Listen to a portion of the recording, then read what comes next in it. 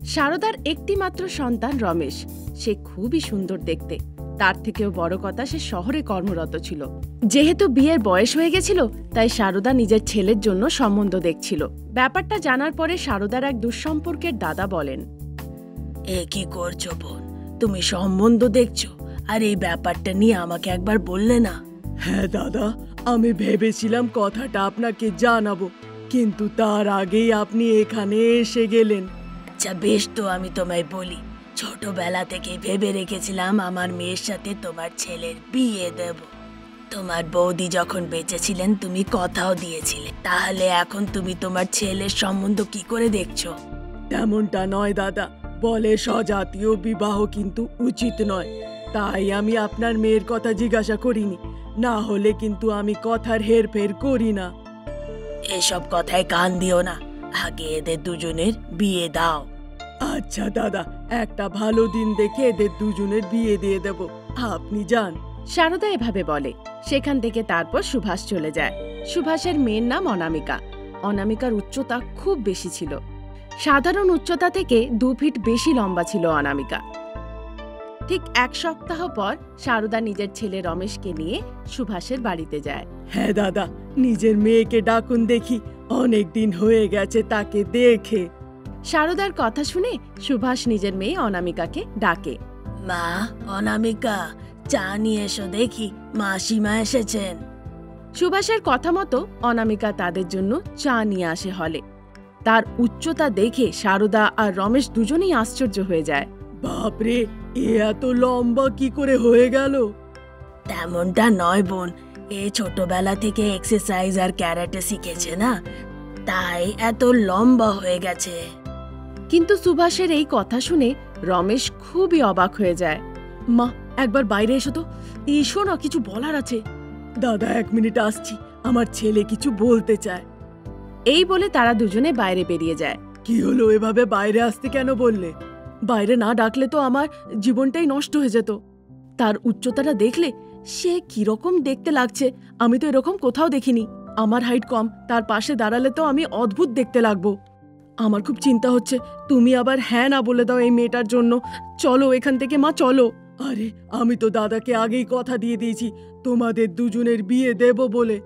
এত দূর এসে না বললে সম্মান মাটিতে মিশে যাবে।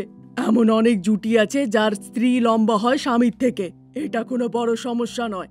আর যদি তুমি এই সময়ে না বলো, তাহলে তুমি জেনে রাখো আমি একটা কিছু করে বসবো, তখন আবার পরে আমাকে বলতে এসো না। এভাবে শারদা ছেলেকে ভয় দেখায়। রমেশ আর তখন কিছু বলতে পারে না। কিছুদিনের মধ্যেই রমেশ আর অনামিকার বিয়ে হয়ে যায়। বিয়েতে যারাই আত্মীয় স্বজনেরা এসেছিল, তারা তাদের জুটি দেখে খুবই খিল্লি ওড়াতে লাগে। ফলে রমেশ খুব দুঃখিত হয়ে পড়ে। এই বিয়েটা করে আমার সম্মান মাটিতে মিশে গেছে।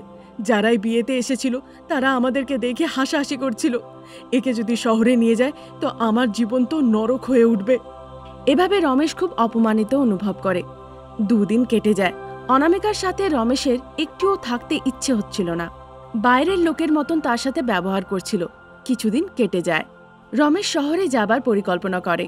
তা দেখে অনামিকা বলে, তুমি এভাবে কোথায় যাচ্ছ, তাও আবার কিছু না বলে? এখানে থাকলে চাকরি চলে যাবে, তাই আমি শহরে যাচ্ছি। তুমি শহরে গেলে আমি এখানে কি করব? স্ত্রী হিসাবে আমাকেও শহরে নিয়ে চলো। অনামিকা বলছিলই, ঠিক তখনই শারদা সেখানে আসে আর বলে, ঠিকই তো, একে তুমি না নিয়ে একা কি করে শহরে যাবে? মা অনামিকা, তুমিও গিয়ে তৈরি হয়ে নাও। 1 মিনিট, আমি একে নিজের সঙ্গে নিয়ে যেতে চাই না। তুমি সিঁড়ি ছাড়া মাকড়সার জাল পরিষ্কার করারই যোগ্য। শুধু তাই নয়, ওপর থেকে ডাব্বা নামানো, গাছ থেকে ফল তোলা, এসবে খুব ভালো তুমি। তোমাকে শহরে নিয়ে গেলে আমার সম্মান মাটিতে মিশে যাবে, তাই তুমি এখানেই থাকো, আমি কখনো কখনো এসে দেখা করব। বাই।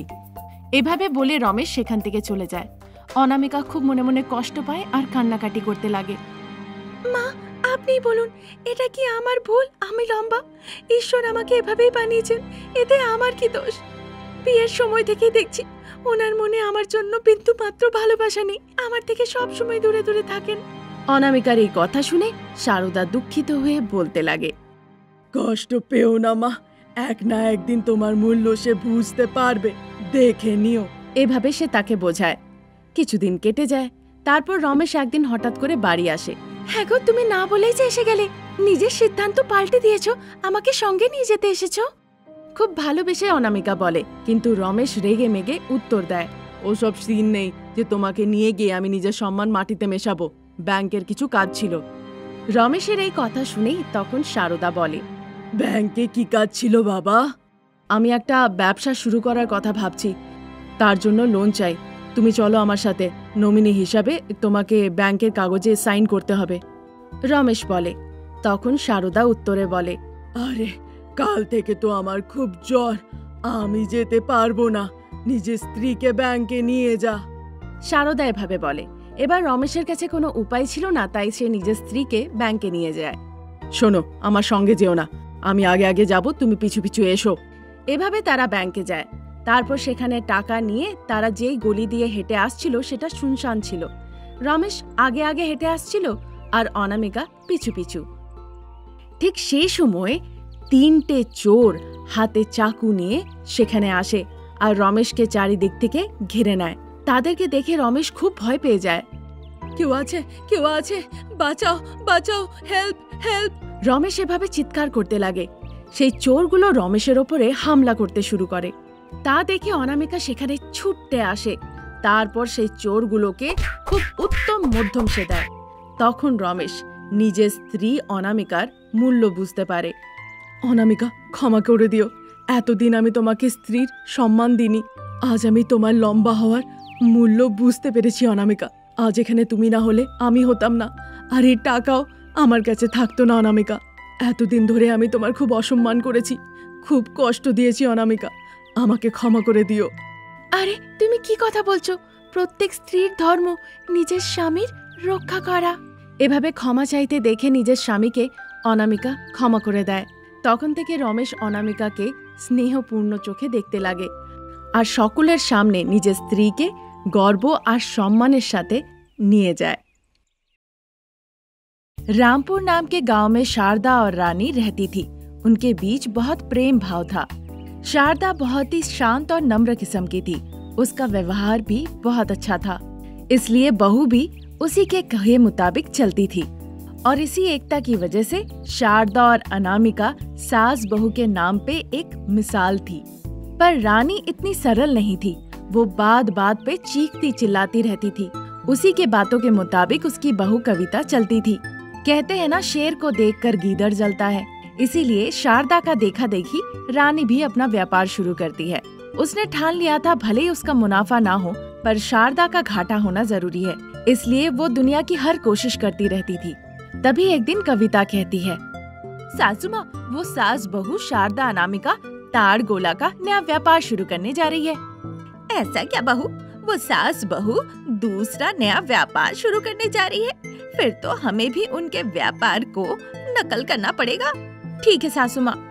इस तरह से रानी और उसकी बहू कविता सोचती है। उधर शारदा के घर में शारदा सोफे पे बैठी हुई थी और सोफे के पास खड़े होकर उसकी बहू रानी अनामिका काफी गहरी चिंता कर रही थी। क्या हुआ बहू अनामिका, कुछ तरकीब निकली? अरे सासू माँ, ये कोई रोटी का आटा है क्या कि ऊपर से गेहूं डाले और नीचे से आटा निकल गया? ये नया व्यापार है, व्यापार। मुझे ठंडे दिमाग में सोचने दीजिए।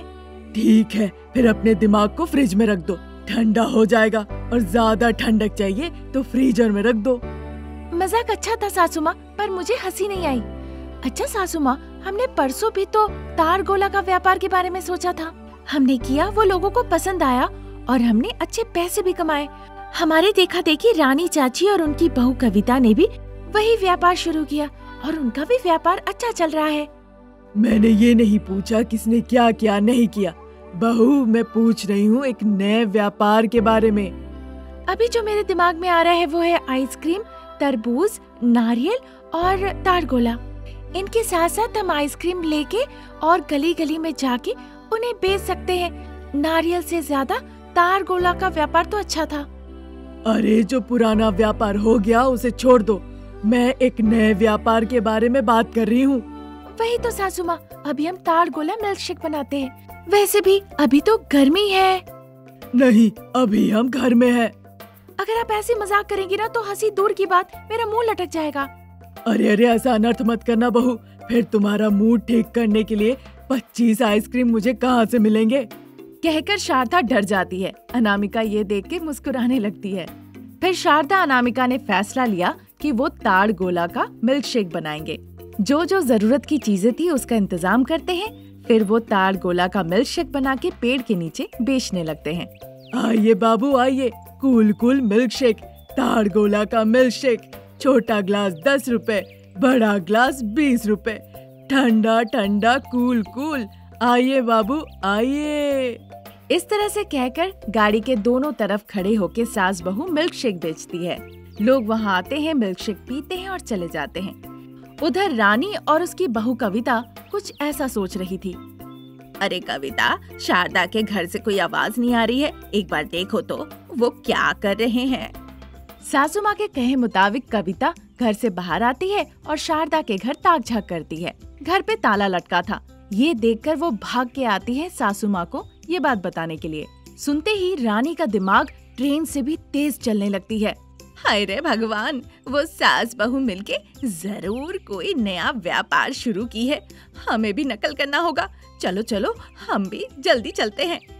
ऐसा कहकर सास बहू रानी और कविता घर में ताला तक नहीं लगाती है और भाग के पेड़ के नीचे जाती है। वो देखती है कि शारदा अनामिका ताड़ गोला का मिल्क शेक बेच रही है और उनके दुकान में लोग भीड़ लगाए खड़े हैं। हाय रे हाय भगवान, ये सास बहू को कितना मुनाफा हो रहा है। चलो चलते हैं और हम भी ताड़ गोला का मिल्क शेक बना के बेचते हैं। ऐसा सोचने के 2-3 घंटे के अंदर ही उसी पेड़ के नीचे जहाँ शारदा अनामिका का स्टॉल लगा हुआ था, वहीं पे आके रानी और कविता ताड़ गोला मिल्क शेक बेचने लगती है और कहती है, आइए बाबू आइए, ताजा ताजा ताड़ गोला मिल्क शेक, छोटा ग्लास 5 रुपए, बड़ा ग्लास 10 रुपए, आइए बाबू आइए। ये कहकर बेचने लगती है। अब क्योंकि रानी का मिल्क शेक का भाव कम था, इसीलिए शारदा और अनामिका के दुकान में अब लोग क्यों जाएंगे भला, आप ही बताइए। सभी लोग रानी के दुकान जाने लगते हैं। ये देखकर रानी और कविता बहुत खुश होती है। जो भी जाते हैं उन्हें ताड़ गोला मिल्क शेक वो पिलाते हैं। लेकिन पीने के बाद उस मिल्क शेक को लोग थू-थू करके फेंकने लगते हैं। 1-2 लोगों ने जब ऐसा किया, बाकी लोग भी उन्हें घूर घूर के देखने लगे। क्या हुआ बाबू, आप लोग ऐसे क्यों फेंक रहे हैं? आप लोगों को अच्छा नहीं लगा? एक बार खुद ही पी लो, सब समझ में आ जाएगा। ये सुनने के बाद रानी ने जो मिल्क शेक बनाया था वो पीने जाती है। उसे सड़ा हुआ महक आने लगता है। उसका नाक सिकुड़ जाता है। जो लोग वहाँ पे थे वो पूछने लगते हैं कि सड़ा हुआ चीज बर्फ डाल के वो इस तरह क्यों बेच रही है। अब वो माफी मांगते हैं, पर लोग उन्हें पीटना शुरू कर देते हैं। फिर शारदा अनामिका जाके उन्हें छोड़ देने के लिए विनती करने लगती है। लोग उन्हें छोड़ के वहाँ से चले जाते हैं। रानी और उसकी बहू शारदा और अनामिका के सामने सर झुका लेती है। ऐसा लालच करके अपनी जान मत गवाओ, शांति से सोचो फिर व्यापार करो। जो भी करो लागत रकम निकालना मत भूलो। शारदा इस तरह से कहती है। फिर अपनी बहू अनामिका से कहने लगती है, अनामिका, जाके बड़ा ग्लास मिल्क शेक लाके इन लोगों को पिलाओ। शारदा के कहे मुताबिक अनामिका अपने स्टॉल में जाती है और वहाँ से जंबो ग्लास मिल्क शेक लाके उन दोनों को दे देती है। रानी और उसकी बहू चैन से पीती है, तब जाके थोड़ा शांत होती है। फिर दोनों अपने घर चली जाती है। वहाँ दरवाजा खुला देखकर दोनों परेशान हो जाती है। उनका सारा फर्नीचर, टीवी, फ्रिज, अलमीरा, बिछावन, सोफा सेट सब चोर ले जाता है। ये देखकर रानी और उसकी बहू सर पटकते हुए वहीं बैठ जाती है। उधर शारदा और अनामिका निष्पाप मन से ताड़ गोला मिल्क शेक बेचती है और आनंदमय जीवन बिताती है।